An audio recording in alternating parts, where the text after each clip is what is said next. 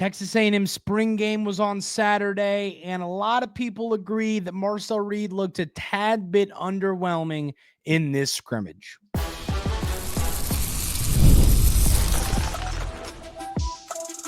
You are Locked On Aggies, your daily podcast on the Texas A&M Aggies, part of the Locked On Podcast Network, your team every day. Welcome on into Locked On Aggies. I'm your host, Andrew Stefaniak. Thanks for making Locked On Aggies your first listen every single day. Today's episode is brought to you by our friends over at Game Time. Download the Game Time app, create an account, and use code LOCKEDONCollege for $20 off your first purchase. On the show today, ladies and gentlemen, we're going to talk about the baseball series victory in Fayetteville over the Arkansas Razorbacks. I mean, massive series win. When they got the win on Thursday, I felt like you were kind of playing with house money, and then you find a way to win the series. We'll talk about that and why it was such a big, heck of a job winning game 2 on Friday. It was very exciting stuff, so we will run through all of that. But we're going to get things started talking about the spring game. This is going to be like our biggest talking point of the week. I have a lot to talk about. We'll kind of go over a lot of stuff for a few minutes today and then deep dive into some more things throughout the week. But the first topic that has to be brought up was the play of Marcel Reed. Now, I mean, I'll read a quote from an article here. This is an article from the Houston Chronicle. And it says, Saturday spring game marked the first quarterback Marcel Reed as the Aggie starter. He was 8 for 28, 64% for 213 yards with an interception and a touchdown. Elko said the evaluation of his redshirt sophomore signature card goes beyond the statistics. The pockets weren't great, made some really good throws into really tight windows and all that. The Maroon offense struggled to get much going in the first half with Reed behind center and started the game 0 for 3 on third downs with the Aggie starter in the game. That included 2 incompletions and 1 rush for no gain. Reed found some positive traction before halftime with Craver. Before the interception, he threw in a tight coverage over to Lockhart. He had an impressive scoring drive in the third quarter with a touchdown to ABR. So that's kind of what this article said. So I want to talk about, I've read like a lot of articles after watching the game, and I've watched it back 2 or 3 times now. And I was a bit underwhelmed. Okay. Now, I do not want to come on here and sound like this negative, the world is ending, Marcel Reed is terrible, but I was a bit underwhelmed. Okay, now, I've said this. I believe that Marcel Reed could have a mid-season as a passer, and still this team could win 7 or 8 football games. Now, obviously, that's not the goal. We don't want to win 7 or 8 football games. We want to win 10 plus and make the playoff. But I guess, it was, to me, it looked like they were kind of babying Marcel Reed a little bit with the throws. There was a lot of short throws. I mean, there were a couple. He had a good longer throw to Craver. I mean, there was a couple longer throws, but I mean, last year, the statistics, proved that. I mean, he was not his best on these long throws. I mean, that, he was much better inside of 10, 15 yards, which, I mean, once again, that's not rocket science. Anybody would be. But I still have my concerns when he's pushing the ball way downfield. Now, while there were some bad throws and there were some concerning throws and all that, I also think at the same time, he did, like Coach Elko said, we'll run through some quotes here probably in segment 2, he did make some good throws into tight windows. So, I mean,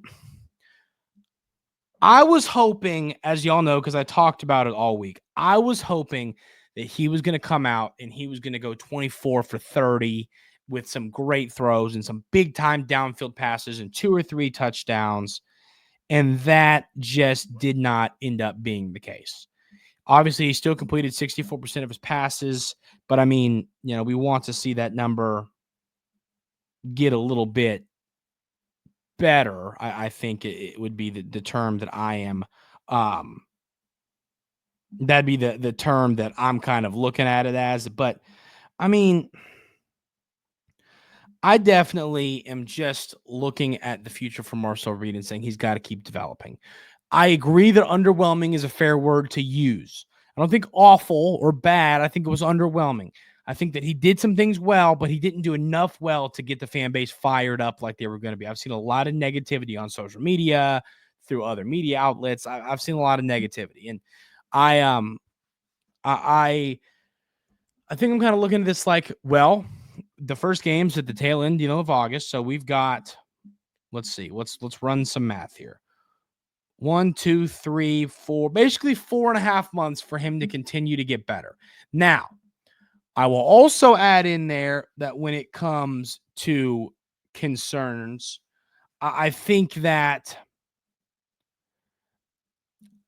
I think that it's hard to sit here and look at this and say this quarterback room. I mean, I thought O'Neal did some stuff well, but then also struggled, and Zeno was a bit underwhelming as well. I mean, I have quarterback concerns for this team, and there was nothing more frustrating than having a great room of wide receivers and a great, defense and all this, but not having any kind of quarterback play. And I'm definitely concerned. I am definitely have my fair share of concerns about this quarterback room. And it just would be frustrating to have a season where you have the roster of a 9-10 win team, but you end up winning 7 or 6 games because your quarterbacks just aren't that good. So Marcel Reed, once again, that is now priority number one. Priority number one is finding a way to get Marcel Reed to become to continue to get better and better and better and better. That is the goal for this staff over the next few weeks, and I mean over the next few months. And if they're able to continue to keep improving, that would be great. But I mean, I'm not panicking. And the thing you got to remember is Marcel Reed can run the ball. He's going to get a lot done with his legs. He's going to be able to pick up a lot of yardage and get a lot of things done with his legs that are going to make us feel better about him as a player. But you still want to see him improve as a passer. I mean, I've said if he could improve as a passer, it's going to be huge for this football team. That was the number one offseason emphasis for me. And I don't know if it was quite there in this spring game, but he's still got more time and he's going to have his legs. I mean, let's say right now, if his passing, we'll give it a 6 out of 10. If he could get it just because in his running, let's say he's a 9 out of 10. Passing, we'll probably put it at a 5 out of 10. If he can get it to a 7 out of 10 in 4.5 months, I think the Aggies are going to win 10 football games. If he doesn't, I think that's where you go 7-5. I think it's that big of a difference. We're going to do a lot with our running game. Obviously, you didn't have a lot of your good backs out there. You just kind of had Owens. But, I mean, we're going to be a good running football team. So that's kind of my thoughts there. I got another article here. This one is from Texas A&M Aggies on SI, and it talks about the same thing with it said Reed struggled to stay in the pocket, often ditching the pocket in an attempt to extend plays, which led to coaches blowing many plays dead. And that was part of this too. That's the other reason. Once again, that's why I'm using the term underwhelming, because I'm going to get some comments down here saying Marcel Reed was awesome. What are you talking about? I'm not saying he was bad. I'm saying he was underwhelming. He didn't do a lot. Now, that throw for the touchdown to ABR was incredible. It was a great throw. If we get more of that, it'd be huge. But I'm not saying he was bad. I'm saying he was underwhelming. He didn't quite excite me, and I think the rest of the fan base as much as I was hoping he would in this football game. So that doesn't mean that there's not room to improve or that he's not good or all is lost and the season's going to be terrible. None of that. We're not, saying, oh, we're screwed, we're done. Not saying that. What I'm saying is I think that he has more room to improve, and he didn't get me as fired up as I was hoping he would in this game. I've got a lot more topics to discuss. Got some quotes from Coach Elko and got more players to talk about from this spring game. once again, this will be a week-long topic here at Locked On Aggies. This will not be the only thing you hear me talk about this week. So we'll talk about it all week long, different topics. But we'll talk about some more players that looked good in this spring game coming up right here on Locked On Aggies.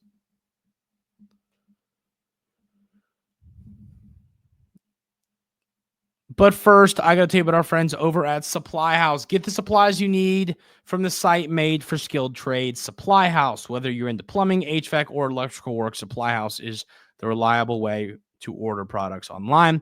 Their easy-to-use website is packed with helpful resources and the latest product info to help you get the job done right. Plus, with the complete inventory of over 200,000 parts from 400-plus top brands, you'll find exactly what you need. Delivered fast from coast to coast. Need help with an order? Supply House offers expert support and industry-leading service, so you'll always talk to a real person. And for pros looking for an extra edge, their free Trademaster program offers exclusive perks like dedicated phone lines, free shipping, and discounts on every order.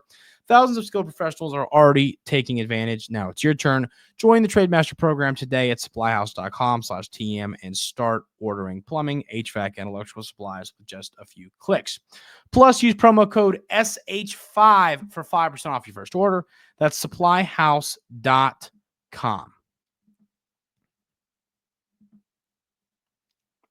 So the next person I want to talk about is none other than the freshman phenom, and that is the one and the only Marco Jones. I mean, I don't know how you can't look at this football game and say that he was the star of this game. I mean, Marco Jones, he led both sides. He had 5 sacks, 6 tackles, all for loss.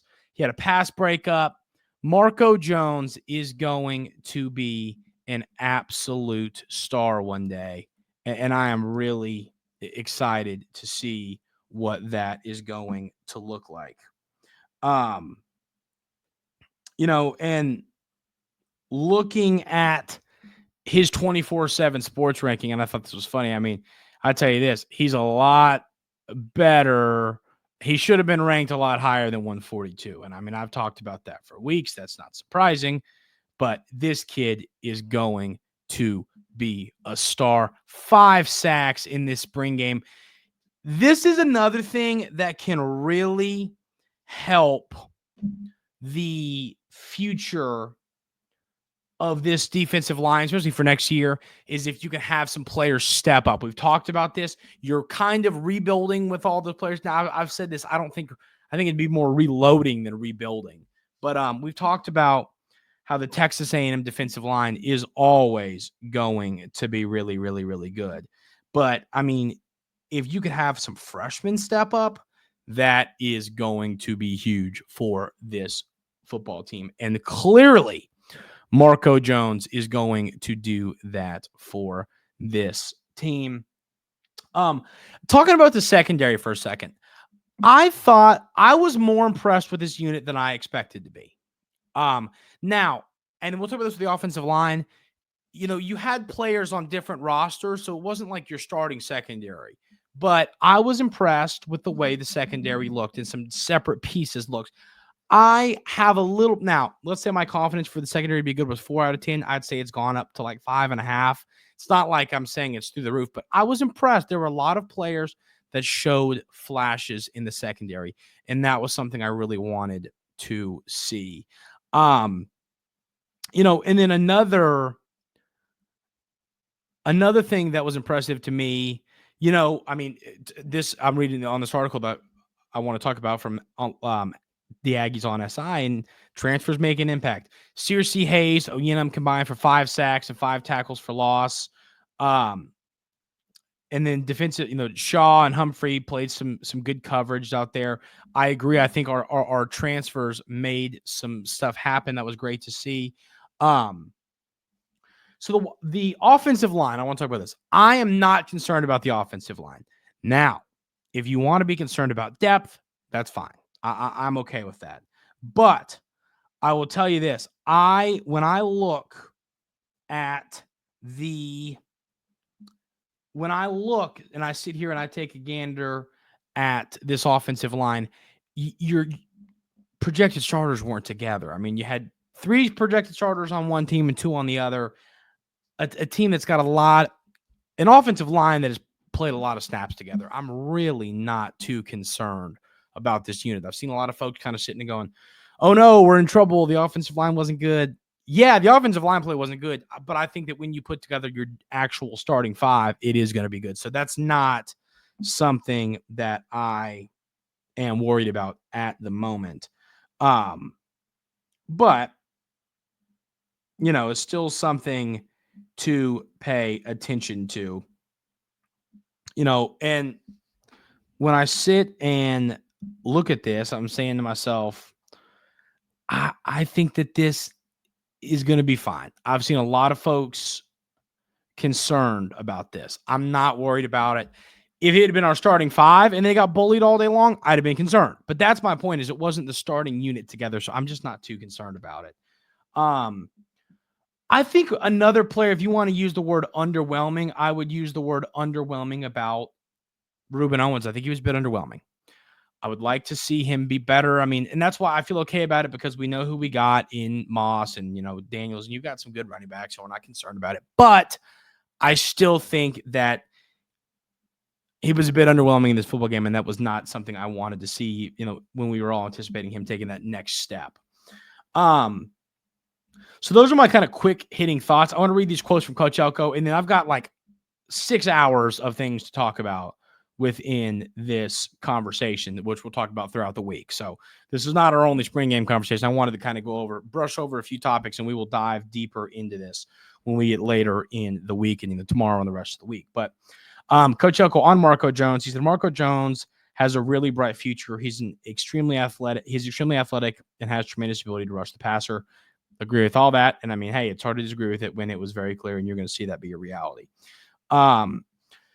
This is what Coach Elko had to say about Marcel Reed. He said, it's hard to say. The internal pockets weren't great today. And then he said that the QB2 is still an internal discussion. I think there's a chance O'Neal wins it. That's another conversation for another day. But I mean, it didn't seem like Coach Elko had a lot of great things to say about Marcel Reed. And I think it's similar to what I said. I mean, he wasn't terrible, but he just wasn't extremely exciting. You know what I mean? It was underwhelming. I think it's the perfect word to describe it. He then talked about the receivers. Both those kids were really productive college football players. Mario Craver was toughest kid some of our guys played against last year. I played Casey Concepcion when I was at Duke. I don't think it should be surprising that they will be productive for us. I agree. I don't think that's surprising at all. So, I am when I'm looking at that, I agree. I think these receivers, it shouldn't be a surprise at all if they were good. This is what Will Lee had to say about the transfers. Casey Concepcion and Mario Craver have grown throughout the spring. They are challenging receivers. They are short, quick, fast, and smart. Terry York had this to say about Marco Jones. He was hot. I wanted to draft him, but they got to him first. He said he would make me pay. I love that little competition. Love the freshman talking up to the veteran junior captain. That's cool to see as well. Will Lee had this to say about Julian Humphrey. Julian Humphrey's been balling. We have 2 blankets now, so we're going to put it to work. That's cool to see. Will the blanket. Now, Will Lee, you're always the blanket. You are Will the Blanket Lee. But Humphrey can be another blanket as well. Terry York on the first pick while drafting teams for the game. Cassius Howell, he's a beast. You know what I mean? And he stood by that. I mean, Cassius Howell had another good game, as we weren't surprised at all to see that. So those are just some, once again, quick hit topics when it comes to the quick hit topics when it comes to the spring game. Have a lot more to talk about, which we'll do later in the week. But we're going to talk about the baseball team getting this massive series dub, which we will do coming up right here on Locked On Aggies. But first, I want to talk about our friends over at Game Time. Those of you everydayers here at Locked On Aggies know that I absolutely love the Game Time app. I think it is the best place to go get tickets for whatever you want tickets to, whether it's a sporting event, whether it's to go see a comedian, whether it's to go to the opera, to go to a play, to go to a concert. I was at a concert this weekend and got my tickets on Game Time. Going to a concert with my mom here in a few weeks, got those tickets on Game Time. It is the best place, the best prices. My favorite feature of the app, so you can look and see what your seat looks like compared to the stage, the field, the court, the ice, wherever you are, and know what seat is best for your budget. I love that. It's the best way to purchase tickets. Take the guesswork out of buying tickets with Game Time. Download the Game Time app, create an account, and use code LOCKEDONCollege for $20 off your first purchase. Terms apply again. Create an account, redeem code LOCKEDONCOLLEGE for $20 off. Download Game Time today. Last minute tickets, lowest prices guaranteed.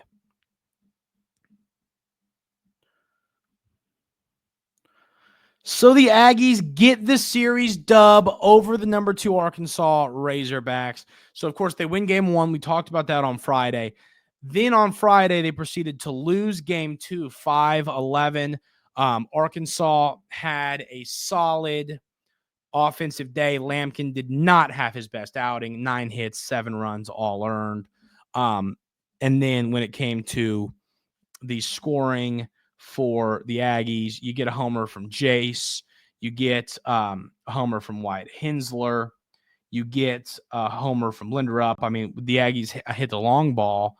But and 10 hits, I mean, it wasn't a terrible offensive day. You get 2 hits from Jace, 2 hits from Hensler, 2 hits from Caden Kent. It wasn't a terrible offensive day game there, but they don't get it done. And, of course, this was a doubleheader. And I'll tell you this, from my baseball experience, you know, especially in summer ball when you're a kid, in you know, where I played in college, you played a lot of double headers, even in conference play. And I'll tell you this, normally a team that comes out and punches you in the mouth in the first game, and there's a statistic to back this up, but I mean, the team that wins game 1 of a doubleheader in baseball wins game 2 often. It's like a momentum thing. It's hard to explain it. You kind of have to feel it, but it's the real thing. And so when the Aggies kind of lost this game and the Arkansas bats were hot, I went, oh, great. Here we go.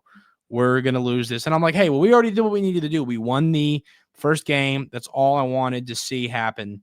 But then you find a way to win this game. A great pitching performance. You get 4.1 innings from Patton, 7 hits, 2 runs, 2 earned.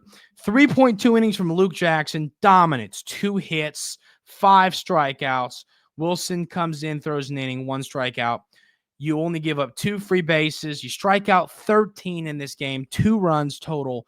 Incredible pitching performance, especially knowing it was a doubleheader. So, you know what I mean? There were some arms you couldn't use. And B, it was, you know, the last game of the series where you see a lot of high-scoring games. Heck of a pitching performance from this Texas A&M baseball staff here. Then you get 2 hits from Jace. He scores 4 times, has 3 RBIs. A massive game for Jace. He starts the game off with a homer in the first. Then he homers in the 5th to score himself and Keel. So that's 3 runs right there. Then you get Harrison singles, and that scores Jace again. And then Jace scored on a Sorrell hit. I mean, it was absolutely incredible seeing the way that this team found a way to get out and score runs in that game after coming out cold in the first game of the doubleheader. Win this series. The Aggies now are sitting with 8 wins in conference play. Exactly what we were looking for. Awesome to see. Fired up. You got the big one coming up this weekend, ladies and gentlemen. You got to go play the Texas Longhorns. This is going to be one of probably, especially the way the Aggies are playing right now, the most highly anticipated series all season long in college baseball. That's, of course, coming up in Austin.